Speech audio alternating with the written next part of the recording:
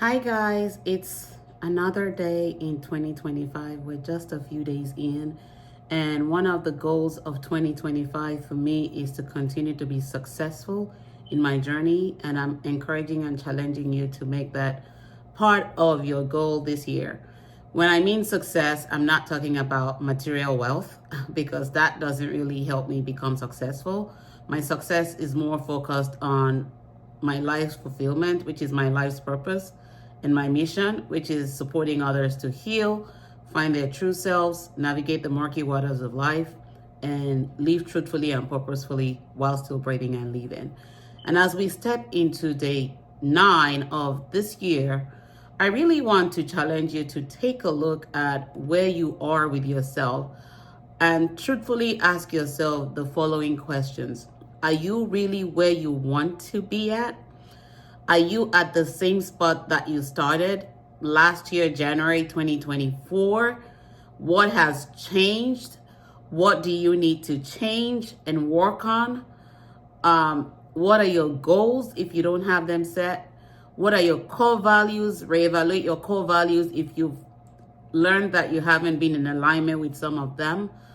What is your life's purpose? That's the most important question because that should be your driver in relationship, work-life balance, career-wise, mentally, spiritually, emotionally, financially. Your life's purpose should be your driver because when you are living your life's purpose, you become more content, but not complacent. Let me say that again. You become more content, but you're not complacent. You're constantly seeking for improvement. You're constantly looking to discover more of you, to be more of you, to evolve daily, to challenge yourself when life comes with those challenges, and you can actually take those challenges and begin to turn them into stepping stones towards your greatness. And some of you may say, well, she's a life coach, she's a speaker, she's an author, she's accomplished. But let me tell you, all those are titles, and titles don't define my true self, and neither will titles define you.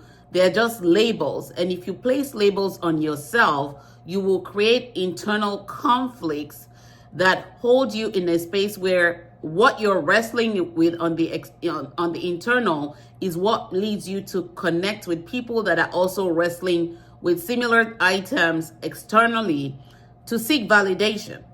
And reality is validating conflicts or validating internal emotional pain or trauma doesn't really resolve them.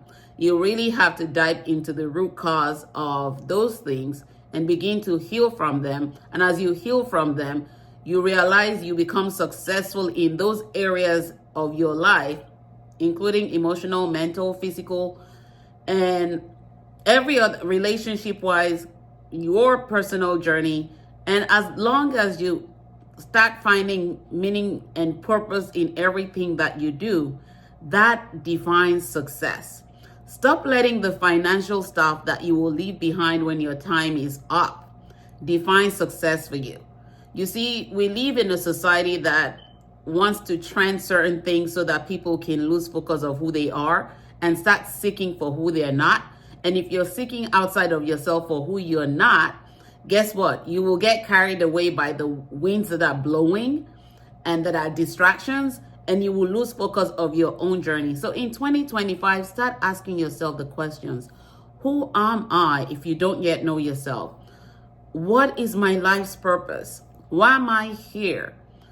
Am I accomplishing my life's goals? Am I in line with my life's purpose? Am I meeting people that are helping me stay in alignment and not depleting, but elevating me to get to where I need to?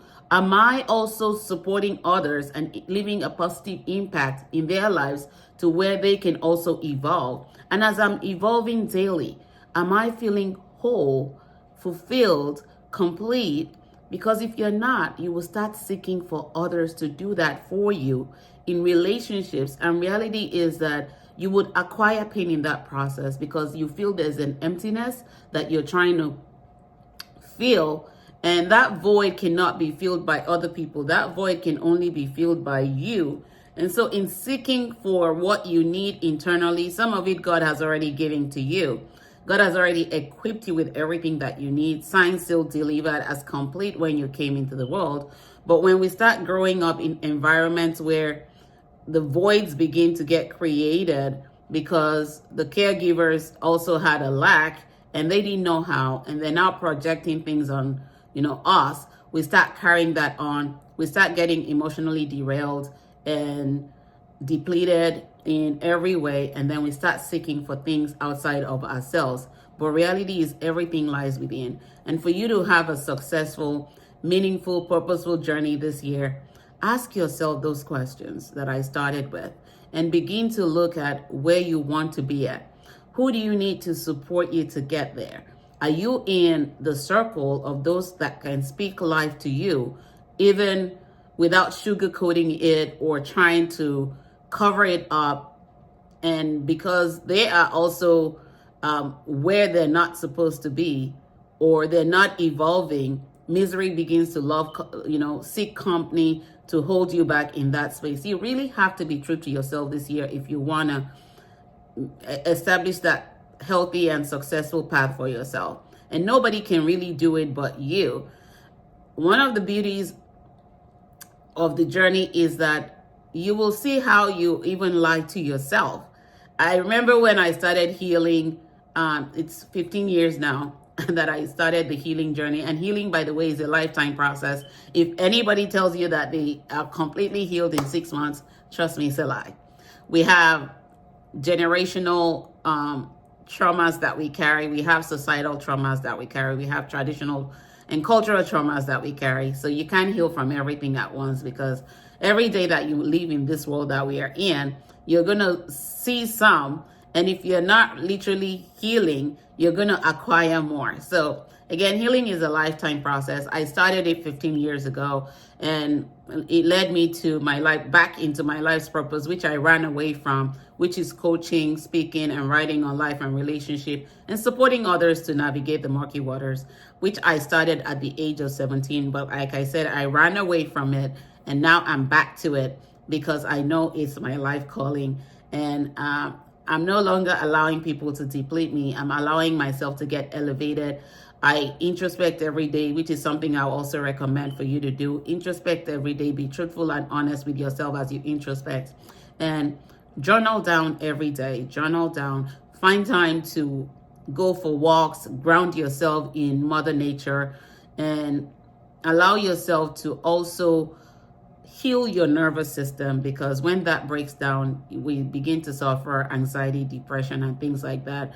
And medication doesn't solve that. You have to deal with that by healing yourself, healing your body, healing your mind, healing your soul, and reconnecting back to your true self, your soul, and your spirit, which is the Spirit of God that always gives us that gut feeling, that intuition, that instinct and nudge that we are shifting away from who we are and we need to come back home. And as you do the work, if you need support, I'm here to help. As you do the work, you begin to see the differences, and you begin to really evaluate people that are in your life and create your inner circle that can tell you the truth at any point in time. You create buckets of relationships that you have and know where to put people as you set boundaries, because those boundaries will help you maintain your sanity and help you reevaluate and repivot whenever you need to. And as you do so, you realize life is simple. It's not complicated like we make it. Remember to never stop loving while living. When you stop loving, you stop living. And when you stop living, it means it's time to go back to the maker. But while you're here, choose to make your life a successful and purposeful journey in 2025. Talk to you soon. God bless. Take care. Bye.